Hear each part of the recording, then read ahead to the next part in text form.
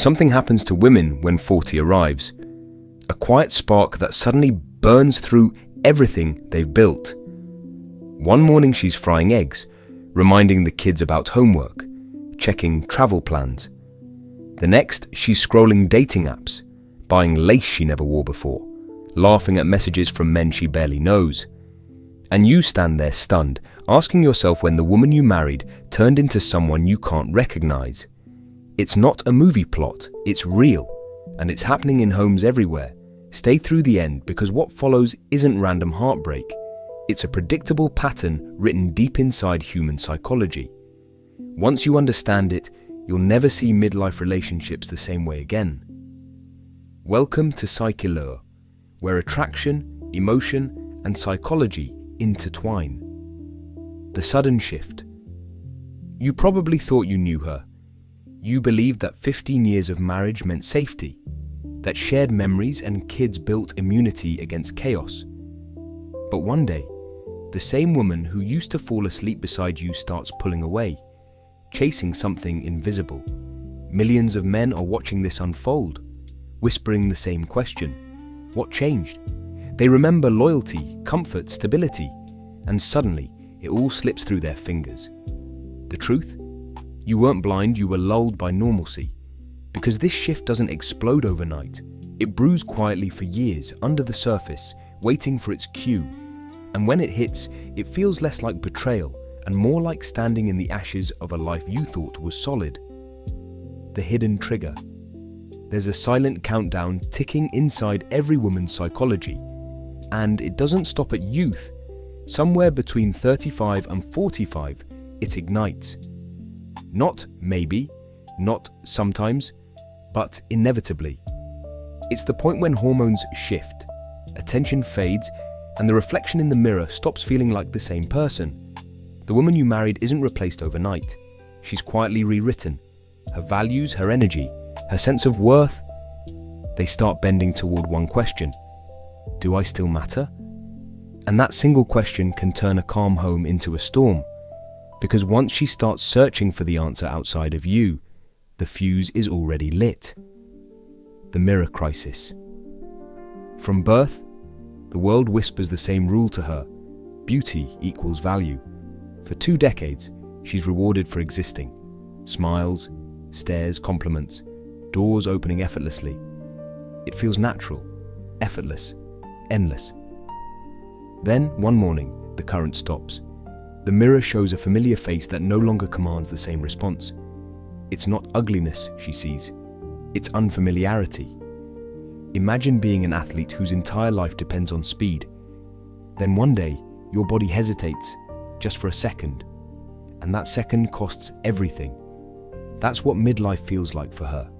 She isn't mourning vanity, she's mourning identity. Because the applause that once built her confidence has gone quiet. And silence, for someone raised to be desired, can sound like disappearance. The panic against time. Most women don't accept that silence peacefully. They fight it. Instead of easing into a new chapter, they launch a desperate campaign to stay visible. New clothes, new diets, new hair, new thrill. Anything that says, I'm still wanted. At 22, a compliment is background noise. At 42, it's oxygen. That tiny burst of validation lights up her brain like fireworks, proof that she still has it. And that spark can outweigh years of loyalty, stability, and devotion, because your affection is expected. It's part of the contract. But a stranger's attention? That's a choice. And nothing feels more addictive than being chosen again. Once that hunger wakes up, she'll feed it, no matter the cost. The dopamine loop. Here's what most men miss. It isn't just emotional, it's chemical. When a woman's hormones shift, so does her brain's reward system.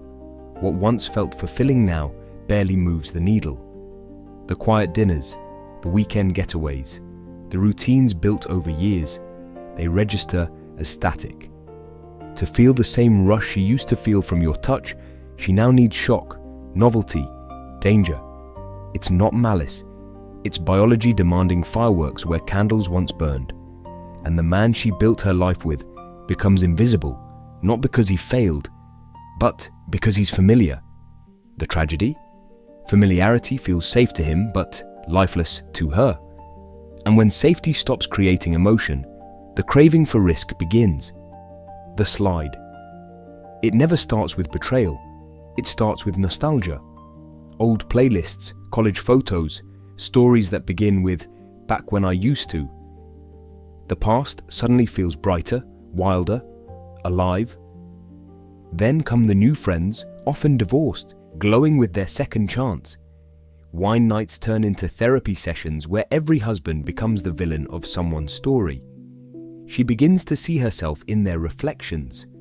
Social media fuels the illusion. Scroll after scroll of transformation stories. Women her age starting over, finding themselves glowing again. Each post whispers, "You could have this too." She doesn't realize she's feeding an addiction, not inspiration. And the more she chases that digital fantasy, the less real life satisfies her. One day, she looks at you and sees the cage, not the partner, the empowerment trap. Everywhere she turns, the world cheers her rebellion. Talk shows, influencers, glossy headlines, all repeating the same sermon: you deserve to be happy. Follow your heart. Don't settle.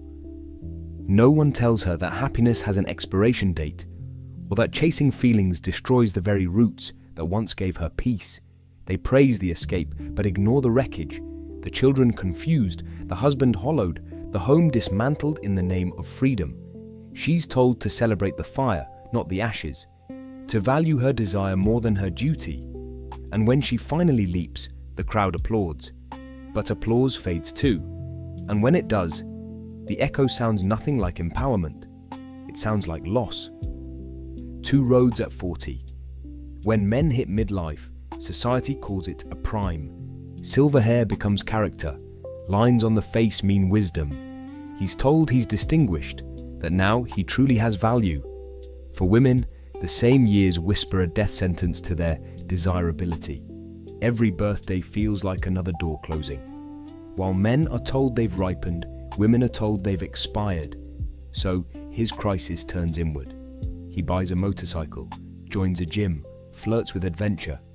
Hers turns outward. She fights time by burning the evidence it ever passed. The family, the husband, the identity of mom, all reminders of years slipping away.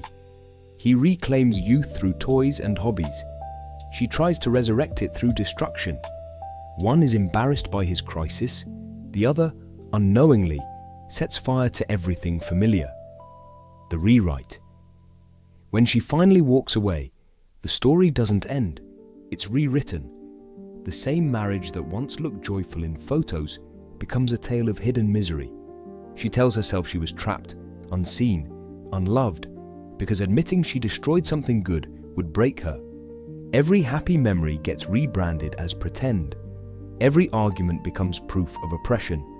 She needs you to be the villain so she can stay the hero of her own movie. And the children? They become the excuse. They'll understand someday, she says, mistaking pain for growth. But kids don't crave their parents' happiness. They crave stability, the comfort of both parents still there. When she leaves, she doesn't just rewrite your marriage, she rewrites their world. When life should get easier. The timing is always the same. Just when the children no longer need constant care, when nights are calm, bills are paid, routines set, the eruption begins. It's the first time in years she has space to think. And in that silence, her mind starts comparing, scrolling through perfect lives online, remembering who she used to be, wondering what she missed. The gap between memory and reality stretches until it hurts. She's not running from you. She's running from the version of herself she no longer recognizes. Because the woman she remembers was young, adored, full of potential, and the one in the mirror, ordinary. Reality always loses to nostalgia, and that's when the fall begins. The other man. It only takes one face to turn fantasy into temptation. Maybe it's a coworker who notices her new haircut. Maybe an old friend slides into her messages. Maybe the trainer at her gym calls her strong instead of tired. It feels harmless at first, a flicker of attention, a few friendly exchanges. But something shifts. She smiles at her phone longer than usual, mentions his name casually, or not at all, and then quietly, he becomes the symbol of everything she believes she's lost. Youth, mystery, possibility. The danger isn't in what they've done, it's in what she's imagining, because the moment she attaches a face to her longing, you're no longer competing with reality. You're competing with a dream that always wins. The point of no return. Once that fantasy takes hold, it rarely dies quietly. You'll see the signs: sudden kindness that feels rehearsed, unexplained distance, a new glow that isn't for you. She might still swear there's nothing wrong, that she just needs space, time, air, but she's already halfway gone. And if she ever comes back, it won't be the same woman. She'll look like your wife, speak like your wife, but carry the echoes of another world. You'll feel it in every touch. The comparison she'll never admit. You can forgive her, you can rebuild, but you can't erase what she's seen or who she became to chase it. Because once someone leaves searching for freedom, returning feels like a cage. Ego over family. Here's the cruel truth. Most of them know exactly what they're doing. They feel the guilt, the risk, the wreckage forming behind them, and they step forward anyway. Because the fear of fading quietly is stronger than the instinct to protect what's real. They tell themselves, the kids will be fine, we just grew apart. But those are stories meant to drown out conscience. She isn't chasing love, she's chasing significance. She isn't running to someone, she's running from irrelevance. Every purchase, every selfie, every late night text is another hit of validation. And like any addiction, the high fades fast, leaving only the need for more. In the end, she trades permanence for a feeling that never lasts and calls it freedom, the modern programming. This didn't start with her. It started with the story she was raised on.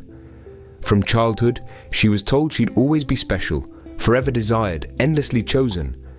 No one warned her that attention expires or that beauty is a currency that loses value with time.